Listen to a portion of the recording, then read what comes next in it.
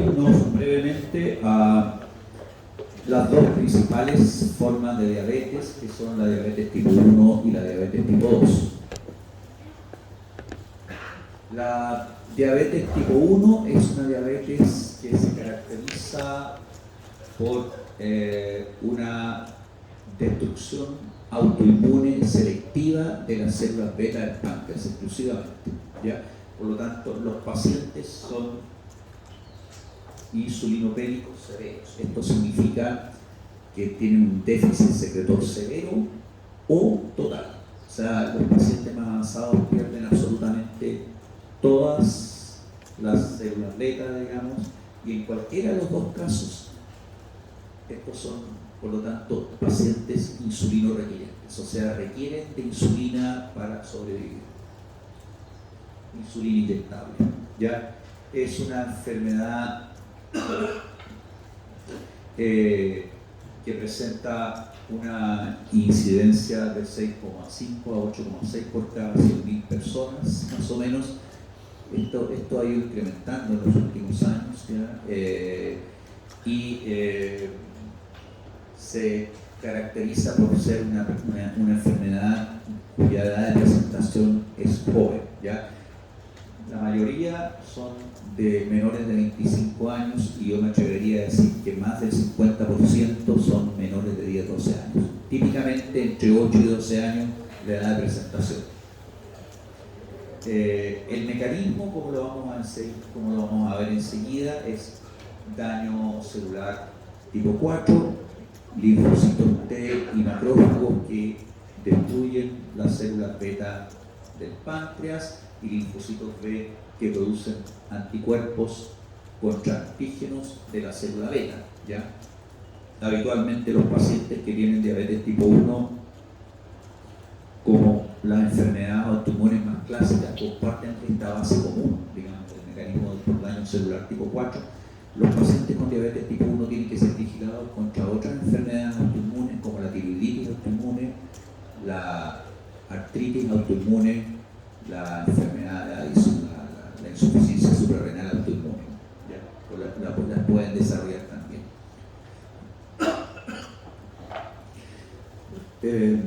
Habitualmente se producen anticuerpos contra antígenos de la célula beta, anticuerpos antiinsulina y anticuerpos glutamato de carboxilasa 65, que son los primeros que aparecen, que son marcadores, anticuerpos contra la tirosina fosfatasa, que ahí en esta figura se abrevian IA2 alfa A contra la fobrina, IA2 alfa 2 beta A contra el transportador de zinc tipo T8, ¿ya?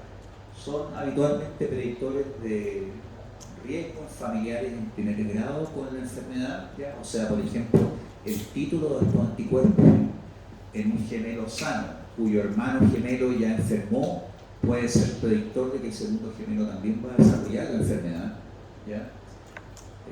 Y pueden ser indicadores de la reserva de células beta. Ya vamos a comentar enseguida por qué, pero no participan del daño. El daño exclusivamente de destrucción celular, ¿ya? La carga genética es moderada, ya hay 30-50% concordancia en gemelos homocigotos. Sin embargo, un número importante de pacientes, digamos, que desarrollan esta enfermedad no tienen antecedentes previos. Los componentes genéticos se asocian a antígenos de histocompatibilidad y también a genes que codifican para fuera de los antígenos de histocompatibilidad, pero la carga genética es insuficiente porque mucha gente que porta esta carga genética no desarrolla jamás la enfermedad. Sin embargo, todos los que desarrollan la enfermedad sí son portadores de polimorfismos, que voy a señalar enseguida, ¿ya? Por lo tanto, eso significa que la enfermedad requiere de una susceptibilidad genética, pero de un factor ambiental que es la ambiente. Se caracteriza mayoritariamente por un debut brusco, ya con insulinopenia, o sea, con déficit severo de insulina y hiperglucagonemia. Habitualmente debutan con hiperglicemia basal, macetoacidosis, con todos los síntomas ¿ya? Y también o pueden debutar también con una hiperglicemia de estrés, o sea, pacientes que no habían sido jóvenes que van a consultar, por ejemplo, por una bronconeumonía, con aparición de glucosuria y de poliguria, ¿ya? Y descubren que cuando al paciente se le trata la hiperglicemia, se le trata la infección, disminuye la hormona de estrés y disminuye la hiperglicemia. Pero eso es señal de que este chico ya tiene un déficit de células beta, que las células beta que le daban están compensando la enfermedad, ¿ya? Y que en algún momento van a seguir disminuyendo.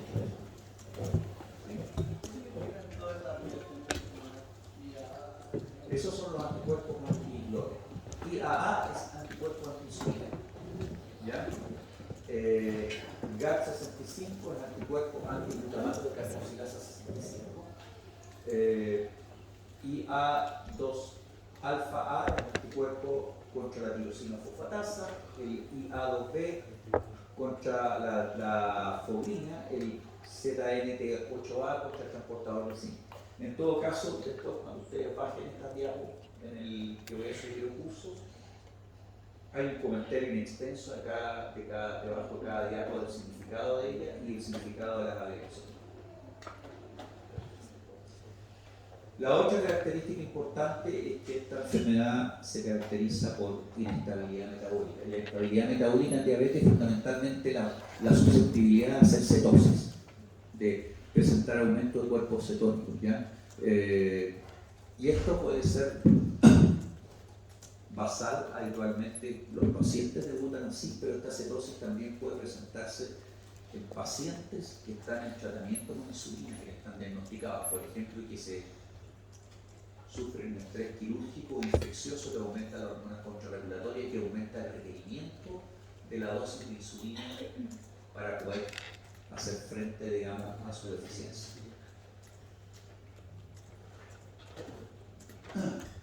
Bueno, se requiere, como les dije, de una predisposición genética, pero también de un factor ambiental, ya me voy a referir a eso.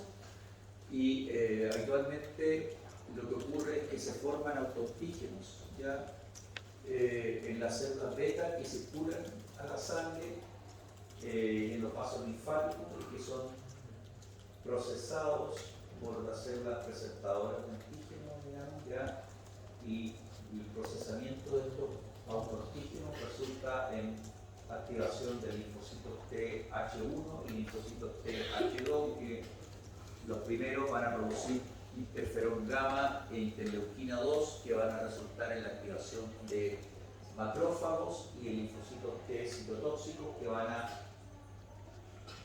gatillar la destrucción de las células beta con la disminución paulatina de secreción de insulina, ¿no es cierto? Y los linfocitos TH2 fundamentalmente van a activar el linfocito B, que van a producir los autoanticuerpos que pueden ser marcadores del daño. Esta figura muestra un poco o esquematiza lo que ocurre cuando se pierden los mecanismos de tolerancia inmunológica central y periférica, porque de eso se trata el desarrollo de las enfermedades autoinmunes habitualmente. ¿Ya? En un sujeto sano, los linfocitos no autorreactivos, ¿no es cierto?, pasan de la médula ósea a la sangre periférica, ¿ya? Automáticamente, y terminan de madurar en la sangre periférica. Los linfocitos, los clones de linfocitos autorreactivos, porque siempre producimos linfocitos autorreactivos, sufren un proceso de edición en un sujeto sano, ¿ya? Este proceso de edición ocurre en la médula ósea y forma parte del mecanismo de tolerancia central, ¿no es cierto?, en donde se le modifican los receptores que permitirían que estos linfocitos sean autorreactivos, y estos receptores, al modificar esos receptores, este proceso de edición, cuando es exitoso, digamos, permite enviar posteriormente estos linfocitos editados y que ya no son más autorreactivos a la circulación periférica, no hay problema, ¿ya? Por otro lado, aquellos linfocitos que fracasan en la visión son enviados a un proceso de apoptosis. Eso se llama mecanismos de tolerancia central, ¿ya? Por otra parte, existe un mecanismo de regulación de la tolerancia periférica. Aquellos linfocitos que son moderadamente autorreactivos contra antígenos propios, digamos, pueden sufrir un proceso que se llama anergia, ¿ya? En donde son enviados a la sangre periférica y en el timo, ¿ya?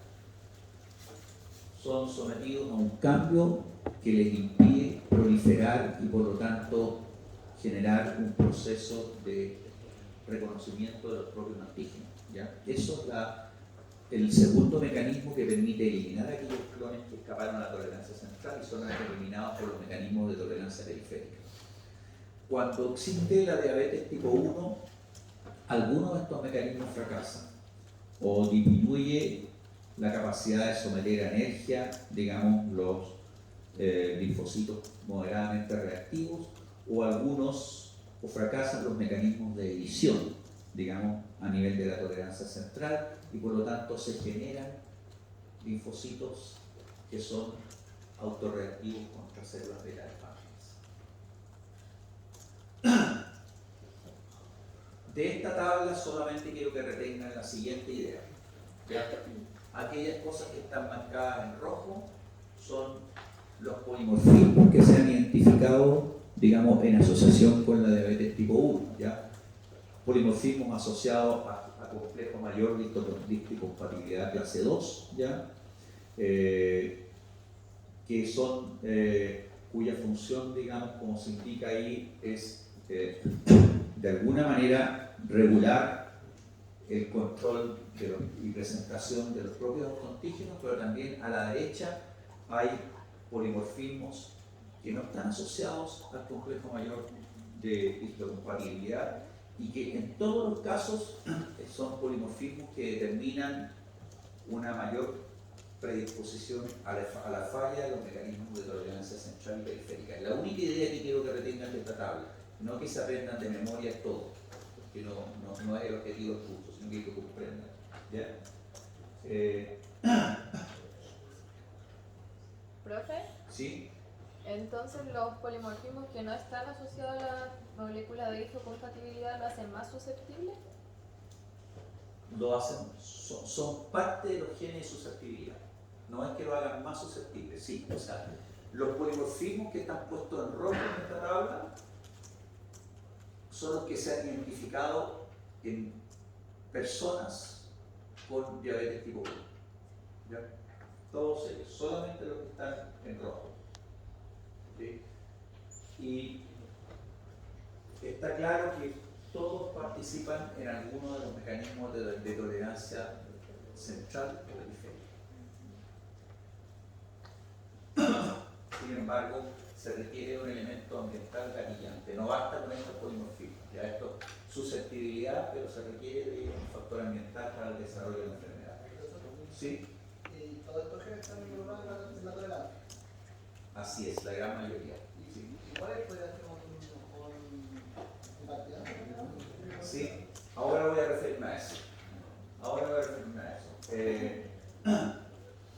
Se ha discutido mucho acerca de cuáles son los elementos gatillantes de la diabetes tipo 1, ¿ya? Y hay varias hipótesis. Para mis gustos, la única que ha podido ser comprobada así de manera más o menos clara es la asociación con infecciones virales, particularmente con el virus de la parotiditis. ¿Ya? O sea, si el sujeto tiene la carga genética y ha desarrollado apenas parotiditis viral, es muy probable que desarrolle diabetes tipo 1. También se ha visto una asociación con sujetos que han enfermado con virus Coxsackie, por ejemplo. ¿Ya? Otros factores que son predisponentes es la lactancia precoz con leche de vaca, ¿ya? Y que en contraparte la lactancia materna sería un factor protector. Sin embargo, no se ha podido demostrar experimentalmente esto. Se piensa que la lactancia precoz con leche de vaca podría ser un factor predisponente porque se ha observado que la caseína de la leche de vaca tiene epítopes que reaccionan con los anticuerpos antiinsulina que se producen en los pacientes diabéticos. ¿Ya? Tendría similitud estructural con algunos antígenos de la célula beta. El déficit de vitamina D en la juventud también se piensa que sería un factor predisponente, ¿ya? Y la excesiva higiene, hay una hipótesis que se llama hipótesis de la higiene, ¿ya? Que consistiría en la excesiva protección a patógenos de tipo bacteriano, ambiental y algunos parásitos, ¿ya? Haría propenso al sistema inmune a desarrollar reacciones contra el organismo en un ambiente de genética predisponente. ¿Ya? Y los detalles de los mecanismos están dados aquí en la tabla que acompaña esta figura.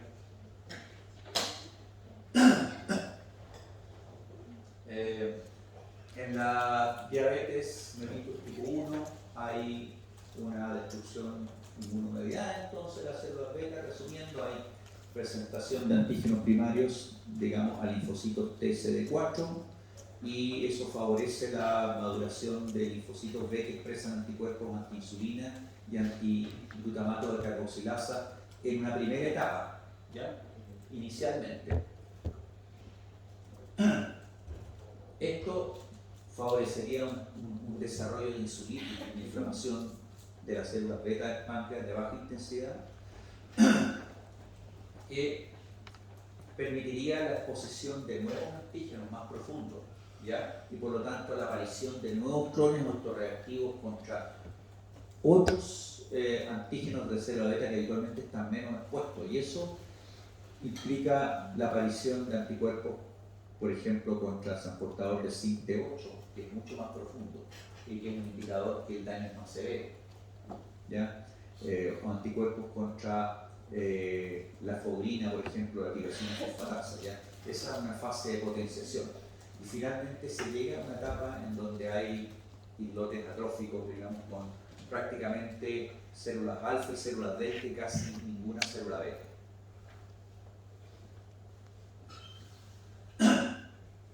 Signos y síntomas de la diabetes tipo 1. Tenemos habitualmente signos a nivel central, ya polidipsia, polifagia, letargia, habitualmente producto de la hiperosmolaridad plasmática, ya que produce un estado de deshidratación neurológica, ya compensatorio, pérdida de peso, una respiración profunda, forzada, que se llama respiración de Kuhn, que es producto de la estimulación de los centros respiratorios por los cuerpos cetónicos, ¿ya? Hay una visión borrosa por aumento de la osmolaridad en el humor acuoso, ¿ya? Con un aliento cetónico, ¿ya? Acuérdense que se producen cuerpos cetónicos, los dos principales son acetoacetato y beta-hidroxibutirato, y el acetoacetato se puede descarboxilar y producir acetona. Y eso produce un sudor y un aliento con olor a acetona, un sudor frutoso. A nivel cardiovascular se produce taquicardia porque habitualmente hay un estado de deshidratación en estos pacientes, de contracción de la boleta, y por lo tanto hay una taquicardia compensatoria. A nivel gastrointestinal, los cuerpos cetónicos estimulan el centro del vómito, por lo tanto producen un estado nauseoso por un dolor abdominal agudo. Bueno, a nivel gastrourinario, digamos, ahí ya les había dicho, hay poliuria, liposuria, ketonuria, y hay debilidad muscular, porque hay degradación de proteína. Esta figura es muy importante y quiero que la comprendan muy bien. Esto muestra la evolución natural de la diabetes tipo 1. ¿Ya? En rojo, la masa de células beta, en azul, la glicemia en ayuno. Inicialmente tenemos un paciente sano, ya con su masa de células beta integralmente y su glicemia bajo 100. Pero el paciente es portador de los marcadores de genes y susceptibilidad genética. Todo eso se pone acá abajo marcadores genéticos. Me pena la falta de osteoblast.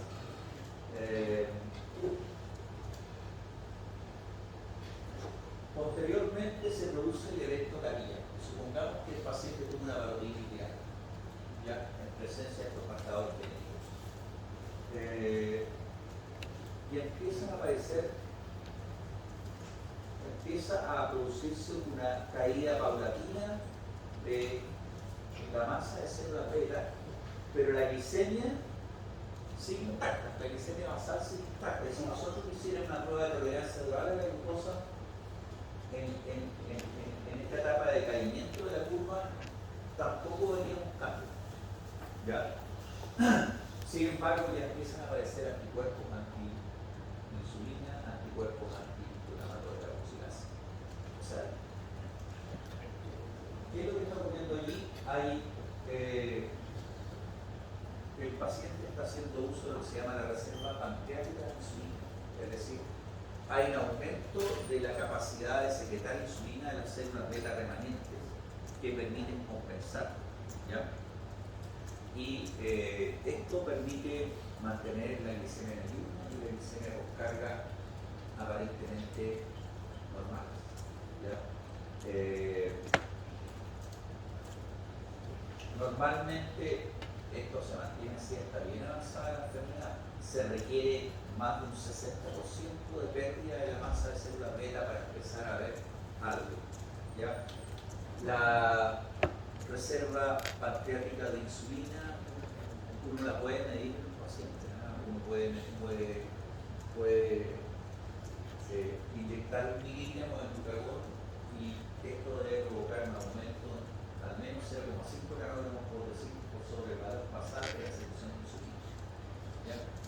Se puede, pero habitualmente la mayor parte de los pacientes no son detectados en esta edad, ignoran que están desarrollando diabetes, ¿ya? La diabetes, digamos, la destrucción de las células beta continúa y ya en esta etapa que está aquí, ¿no es cierto? Nosotros, cuando ya llegamos alrededor del 60-70% de destrucción de células beta, hay podría haber aparición de una intolerancia a la glucosa si le hiciéramos un examen preventivo al paciente. Pero habitualmente, en la gran mayoría de los casos, tampoco el paciente es diagnosticado en esa edad, ¿ya? Sin embargo, ahí puede ocurrir que el paciente en esta etapa desarrolle, por ejemplo, un estrés infeccioso, una neumonía, ¿ya? Y eso le produzca un aumento de la glicemia basal por aumento de hormonas contrarregulatorias y pueda ser diagnosticado ocasionalmente en esa etapa, pero son los menos los casos. Finalmente, cuando tenemos una pérdida de una gran cantidad de masa de células beta, ya empieza a aumentar la glicemia en ayuno bruscamente, ¿ya? Ese suele ser el punto de diagnóstico más frecuente. Y eso ocurre, y en ese punto decimos que la reserva pancreática de insulina es cero, porque la masa de células beta remanente que queda tan baja que aún toda ella ya no sería capaz de mantener ni la glicemia basal ni la glicemia postcardiaca. O sea, decimos que la masa de células beta de la reserva pancreática de insulina es cero cuando la cantidad de células beta remanentes que hay no da cuenta para compensar, digamos, y mantener la glicemia ni basal ni el contrario. Y aquí, en esta etapa, el paciente ya empieza a requerir de aporte de insulina exógena. Si midiéramos el péptido C en esta etapa, vamos a ver que el péptido C está presente, pero en cantidades menos que la esperada, o sea, la insulinemia está muy baja. Y si nosotros dejáramos progresar la enfermedad, va a llegar un momento dado en que el péptido C está absolutamente ausente, porque ya no hay insulina. ¿Sí? Esta enfermedad produce la destrucción total de la célula beta. Bueno, sí.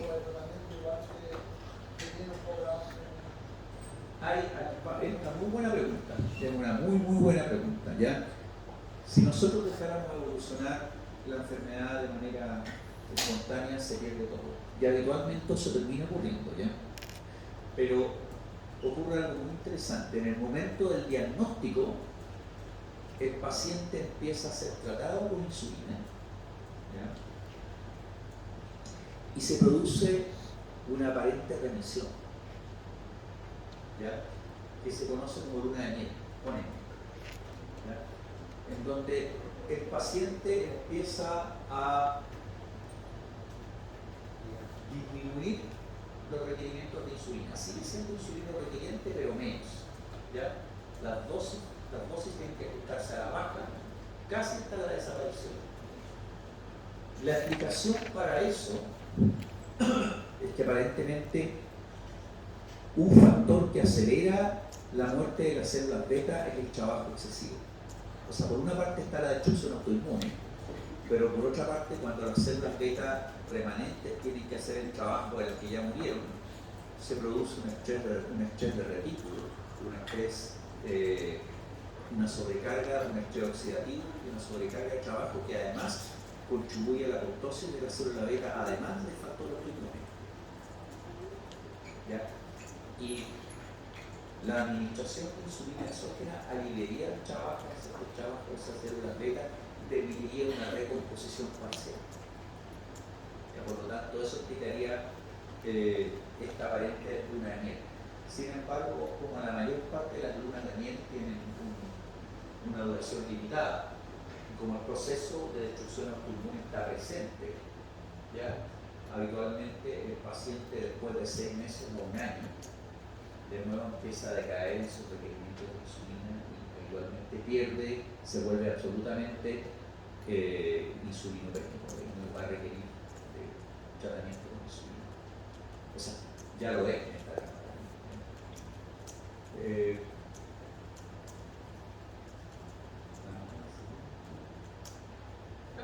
¿Sí? Entonces, mientras antes se diagnostique la diabetes tipo 1, ¿hay más posibilidad de tener el periodo de luna de miel? Sí, hay más posibilidad de tenerla. Y además, algo que voy a mencionar al final, se ha estado probando, todavía no con mucho éxito, pero yo tengo bastante confianza en que algo ayude, que hay pacientes a los que se les ha estado tratando de dar, digamos, tratamiento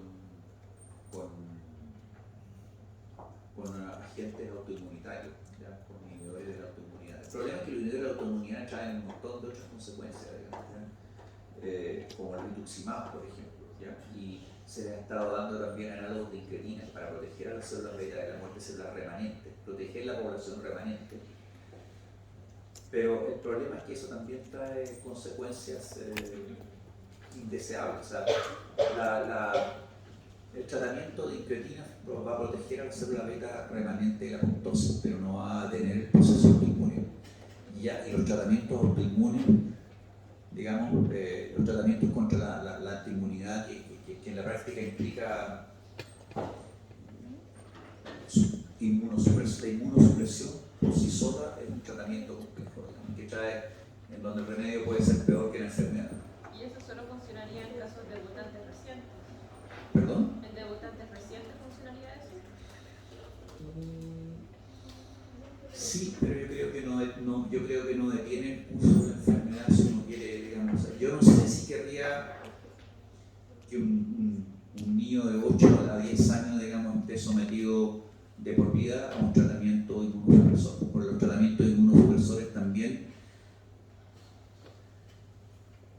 digamos, disminuyen la expectativa de vida en 5 años por cada 10 años que usted se pone a ello. ¿Profe? ¿Sí? Entonces, si se detecta tempranamente, así muy tempranamente, ¿se puede revertir la diabetes o no se puede? En mi opinión, se puede ralentizar la evolución de la diabetes. No creo que se pueda revertir la tipo 1. La tipo 2 otra historia. O sea, una vez que se desencadena como la autoinmunidad, no se puede revertir la autoinmunidad. No, es muy difícil. O sea, se está probando con inmunosupresores, pero por algo el MinSal no lo recomienda. Entonces, en resumidas cuentas, cuando hablamos de diabetes tipo 1, yo no sé si les pasa a ustedes, pero en la pantalla se ve pésimo. Yo en el cómpulo lo veo perfectamente. Profe, ¿y se apaga la luz? ¿Sí? Pues yo realmente voy a probar con la luz. ¿Sí? Porque yo no.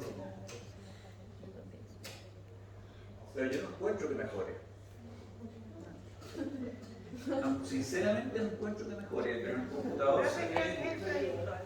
se ve súper bien. ¿Ya? Pero acá.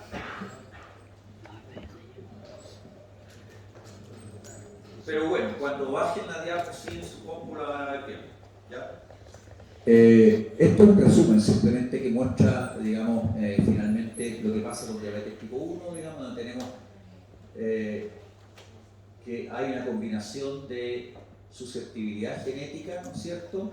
Y eventos del medio ambiente que determinan una destrucción autoinmune de las células beta con insulinopenia e hiperglucagonemia, digamos, y aparición de hiperglicemia abierta. Las intervenciones, solamente le puedo decir lo siguiente, las intervenciones en el diabético tipo 1 buscan dos cosas. Primero, restablecer el suministro de insulina, disminuir la insulinopenia y por lo tanto también disminuir la hiperglucagonemia, ¿ya? Y la insulina por sí sola hace eso. La insulina, digamos, inmediatamente va a disminuir los niveles de glucagón y el régimen hipoglucémico va a permitir también el control de la glicemia a largo plazo junto con la administración de análogos de insulina. No voy a detenerme en los detalles de la insulinoterapia, porque ustedes van a tener, o están teniendo un curso de farmacología, digamos, pero existen insulinas rápidas e insulinas lentas, ¿ya? Las insulinas lentas son las que imitan la acción tónica, como la glargina y el determin, que están en el listado de insulinas disponibles en el servicio público, en el listado de MinSal. Y hay insulinas rápidas que imitan la acción fásica, ¿ya? Que el problema que tienen las insulinas rápidas es que tienen que administrarse inmediatamente después de cada comida, ¿ya? En el momento adecuado. Y existe una insulina mixta que se llama la insulina NPH, que reúnen cualidades de insulina rápida e insulina lenta. Esas son todas insulinas modificadas genéticamente que tienen acciones más o menos lentas, ¿ya? Y muchos pacientes actualmente están manejando una bomba de infusión, digamos, que permite una administración prolongada, ¿ya? Como les mencioné anteriormente, la protección de la célula beta remanente con análogos de incretina o con antioxidantes como nicotinamida se ha estado probando con bastante éxito, digamos, y con menos éxito ha sido la supresión de la autoinmunidad con agentes como rituximab o ciclosporina, por los efectos colaterales que traen, ya sobre todo en niños.